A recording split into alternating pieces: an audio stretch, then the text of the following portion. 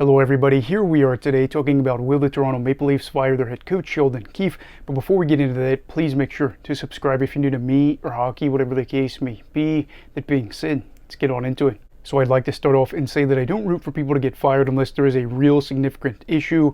And in this case, it's really just more about performance, I would say. And in sports, you're going to hear a lot of talk about coaches being fired. So Keefe is just one of those guys, and there's been a lot of talk about this before. So getting that out of the way, Sheldon Keefe has been the Toronto Maple Leafs head coach for the past 5 seasons, taking over from Mike Babcock in the 2019-20 season when the Leafs got out to a slow start. So he's had 4 full seasons, and they've been able to make the playoffs every single time that he's been the head coach behind the bench. And a lot of people might be wondering, why exactly would they be firing the head coach or talking about it, considering that he's won a division title and they've never finished lower than 3rd in the division? Well, simply put, it comes down to playoff performances. As in 36 playoff games, his team has gone 16-20 and never made it out of the first round except for one occasion, which was last year.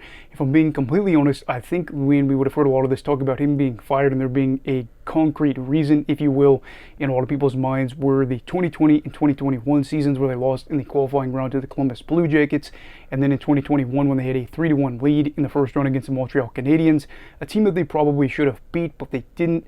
There's probably a lot of talk concerning there, but fast forward to this year, they once again make the playoffs, which is a norm, especially in the past 7-8 years. However, they feel like they've hit a wall yet again as they were down 3-1 against the Boston Bruins. Now, to be fair to Keefe, he isn't to blame for everything. Of course, he wasn't giving Nylander migraines in the first 3 games of the series where he missed. To our knowledge, he wasn't, making Austin Matthews sick as he missed the 3rd period of Game 4 and then missed Games 5 and 6, and he had to deal with all of the repercussions because of that. However, this was a team that looked like they were headed for an early exit in 5 games to the Bruins. Going to be something that is talked about now, though, as they won in Game 5 and Game 6, pushed it to a Game 7 in Boston, which kind of leads to talk about whether or not he'll get fired, especially if they win this series. Now, truthfully, let's just go out there and talk about whether or not they lose to start off. If they lose in Game 7 against Boston, I do think he's fired, and I think that would be the route to go, at least in Trey Living's mind, is, of course, get a new coach, whoever he wants, and they can start off with a clean slate, if you will. Whether or not you believe that or not, it would be something where they could say, well, we weren't able to get past the first round after making it to the second round last year. But let's just say that they go on to make it to the second round. I think that's where things get a little bit more murky. Last year, of course, the Leafs made it to the second round where they took on the Florida Panthers. This year, if they win this round, they will go on to take on the Florida Panthers. So it'll be a matchup where they're underdogs and some of their guys might be still dealing with some things. Will Matthews be 100%? Will he be dealing with some of the effects of the sickness still? Will Nylander be dealing with more migraines? Will the team chemistry be an issue? All things that are valid concerns in the second round matchup against the Panthers. But even if they get there, win or lose, one thing does stick out here. It's the fact that they have not made it 2 consecutive second round appearances since 1999 through 2002, 4 straight years. This is something that, of course, has not happened in a very long time, and it would kind of be nice to see as a Leafs fan, if you were a Toronto fan, say, hey, we're at least getting to the second round. Before this, it was just sort of a dream, whereas now it's more of the standard, if you will, but the expectations are higher. But I got to be honest here, I don't necessarily think that just by winning in the first round and getting to the second round, his job is safe. I don't even truly think that if he makes it to the conference final, he will be completely safe, because they're going to play either the New York Rangers or the Carolina Hurricanes. Who's to say they don't go out there and get swept? If they get swept, I don't really think it matters either way. If they lose in 5 games, I think it would depend on the circumstances. I just feel like this Toronto team, at the very least, has to go to the Eastern Conference Final and make things competitive. Otherwise, you're still looking at Keefe probably being on the hot seat. And let's just go out there and say that he does get fired. I don't think that there's necessarily going to be a collapse of the team. I don't want to sound a little bit dramatic here or harsh to Sheldon Keefe. I just have to say that I think a lot of coaches would be able to get this team to the playoffs right now.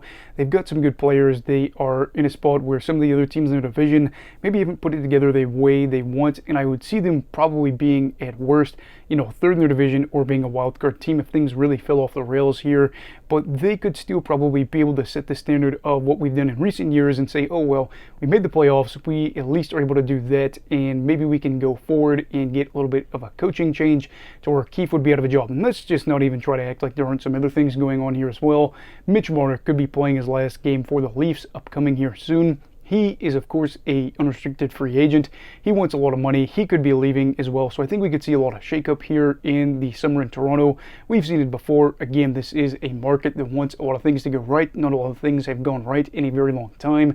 And if Keefe is gone and Marner, of course, is still dealing with some of the things that are going on here, where there's a lot of concern about the playoff effort or the physicality or the mistakes that he makes, decisions that he makes, all that, I think it could be another piece gone, as this will be a really weird transition period potentially in this summer. So let's just go out there and say the easy thing, that Keefe keeps his job. That's a good thing. Now let's go and transition to the more negative thing, where he gets fired. I don't really see this as the end-all be-all for him. He is a really young head coach. I think he's in his early to mid-40s. He's about my dad's age and has 2 50-plus win seasons under his belt. He's been able to take a team to the playoffs and has seen some success, especially in the regular season. I could see a younger team try to go out there and say we could get a guy like him, where we could see maybe this team be able to elevate themselves, even though the circumstances aren't completely the same, as he already had a team that was making the playoffs. But again, you're in that NHL world, where in the sports world in general, you see a lot of that trap set out where you want to make the fan base happy, and even some GMs might go out there and say we're thrilled to have him here, as again he brings that winning edge and something that we can establish for our own team. And I'd imagine with him being not even in his 50s, he is going to be able to get a gig somewhere else. And we got to be honest with ourselves, in the modern sports world, there are not a lot of head coaches that get to go out the way they want in the environment that they've been in for a while. Keefe is probably understanding of that, and who knows, maybe he buys some more time this year.